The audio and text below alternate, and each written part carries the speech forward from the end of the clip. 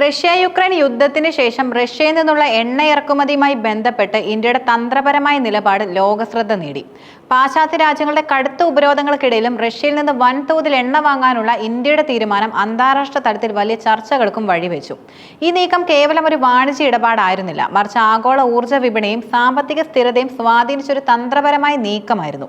ഈ വിഷയത്തിൽ ഇന്ത്യ സ്വീകരിച്ച നിലപാട്, അതിനെതിരെയുള്ള വിമർശനങ്ങൾ, ഇന്ത്യയുടെ ന്യായീകരണങ്ങൾ, ആഗോള സമ്പദ് വ്യവസ്ഥയിൽ ഈ നീക്കം ചെലുത്തിയ സ്വാധീനം എല്ലാം വിലയിരുത്തണം.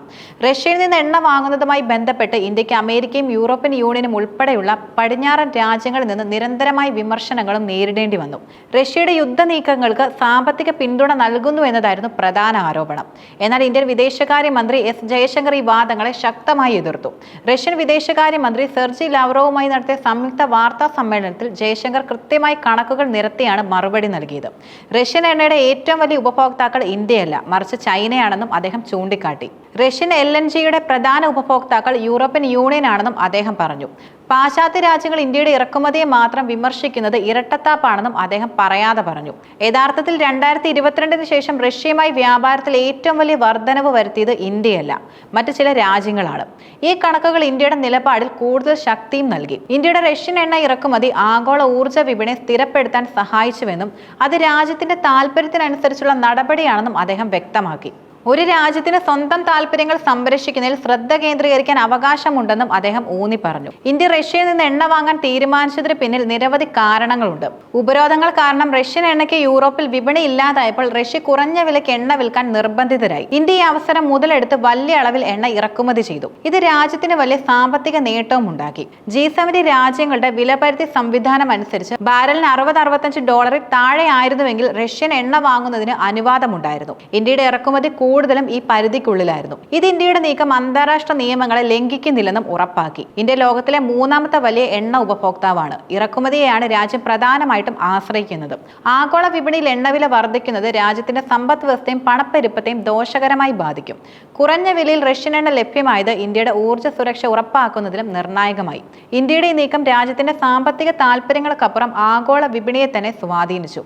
പാശ്ചാത്യ ഉപരോധങ്ങൾ കാരണം റഷ്യൻ എണ്ണ വിപണിയിൽ നിന്ന് അപ്രതീക്ഷിതമായിരുന്നെങ്കിൽ അത് ആഗോള എണ്ണവില അപകടകരമായ രീതിയിൽ ഉയർത്തുകയും ലോകമെമ്പാടുമുള്ള സമ്പദ് വ്യവസ്ഥകളിൽ വലിയ പണപ്പെരുപ്പത്തിന് കാരണമാവുകയും ചെയ്യുമായിരുന്നു.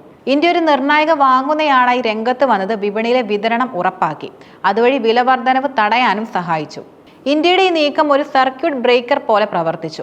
വലിയ അളവിൽ എണ്ണ വാങ്ങി സംഭരിച്ചതുപോലെ ആഗോളതലത്തിൽ എണ്ണവില കുതിച്ചുയരുന്നത് തടയാൻ ഇന്ത്യക്ക് കഴിഞ്ഞു. ഇത് ലോകത്തിലെ എല്ലാ രാജ്യങ്ങൾക്കും ഗുണം ചെയ്തു.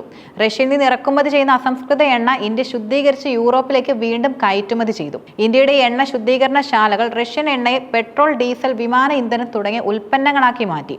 യൂറോപ്യൻ രാജ്യങ്ങളായ നെതർലൻഡ്സ്, ഫ്രാൻസ്, ഇറ്റലി എന്നിവിടങ്ങളിലേക്ക് വിതരണം ചെയ്തു. ഇതൊരു വശത്ത് യൂറോപ്പിന് ഇന്ധനക്ഷാമം ഒഴിവാക്കാനും സഹായിച്ചു. മറുവശത്ത് ഇന്ത്യക്ക് ലാഭമുണ്ടാക്കാനും സാധിച്ചു. ഉപരോധങ്ങൾ നിലനിൽക്കുമ്പോൾ റഷ്യയുമായി എങ്ങനെ വ്യാപാരം നടത്തുന്നു എന്നതിനെക്കുറിച്ചും ഇന്ത്യക്ക് വ്യക്തമായ നിലപാടുണ്ടായിരുന്നു. ഡോളറിന് പകരം രൂപ, ദിർഹം പോലുള്ള ബദൽ കറൻസികൾ ഉപയോഗിച്ചുകൊണ്ട് ഇന്ത്യ പാശ്ചാത്യ ധനകാര്യ സ്ഥാപനങ്ങളെ ആശ്രയിക്കുന്നതും കുറച്ചു. ഇത് നിയമപരമായ തടസ്സങ്ങൾ ഒഴിവാക്കാനും സഹായിച്ചു. അതായത് ഇന്ത്യ ഉപരോധ നിയമങ്ങളെ ലംഘിക്കാതെ അവയുടെ സാങ്കേതിക മാനദണ്ഡങ്ങൾക്കുള്ളിൽ നിന്ന് പ്രവർത്തിക്കുകയായിരുന്നു. ഇന്ത്യയുടെ സമീപനം ആഗോള ഊർജ്ജ പേയ്മെന്റ് സംവിധാനങ്ങളെ വൈവിധ്യവൽക്കരിക്കുകയും ഡോളറിനെ ആശ്രയിക്കുന്നത് കുറയ്ക്കാൻ മറ്റ് രാജ്യങ്ങൾക്കൊരു മാതൃക നൽകുകയും ചെയ്തു. റഷ്യയിൽ നിന്ന് എണ്ണ വാങ്ങുന്ന വിഷയത്തിൽ ഇന്ത്യയുടെ നിലപാട് കേവലം വാണിജ്യപരമായ തീരുമാനമായിരുന്നില്ല. അത് സ്വന്തം രാജ്യത്തിന്റെ ഊർജ്ജ സുരക്ഷയും സാമ്പത്തിക സ്ഥിരതയും ഉറപ്പാക്കുന്നതിനോടൊപ്പം ആഗോള സമ്പദ് വ്യവസ്ഥയുടെ സ്ഥിരത നിലനിർത്താനും സഹായിച്ചു. വിമർശനങ്ങളെ കണക്കുകളും നയതന്ത്രപരമായ ന്യായീകരണങ്ങളും കൊണ്ട് നേരിട്ട ഇന്ത്യയുടെ നീക്കം ആഗോള രാഷ്ട്രീയത്തിൽ ഒരു രാജ്യത്തിന്റെ ദേശീയ താൽപര്യങ്ങൾ സംരക്ഷിക്കുന്നതിന്റെയും അതേസമയം അന്താരാഷ്ട്ര ഉത്തരവാദിത്തങ്ങൾ നിറവേറ്റുന്നതിന്റെ പ്രാധാന്യം വ്യക്തമാക്കുന്നു. ഈ സംഭവം ആഗോള ഊർജ്ജ വ്യാപാരത്തിലും നയതന്ത്രത്തിലും പുതിയൊരു അധ്യായവും തുറന്നു. ഇന്ത്യയുടെ നയം ലോകത്തിന് നൽകുന്ന സന്ദേശവും വ്യക്തമാണ്. അന്താരാഷ്ട്ര നിയമങ്ങളെ ബഹുമാനിച്ചുകൊണ്ട് തന്നെ രാജ്യത്തിന്റെ താൽപര്യങ്ങൾ സംരക്ഷിക്കുന്നതിൽ വിട്ടുവീഴ്ച ചെയ്യരുത്.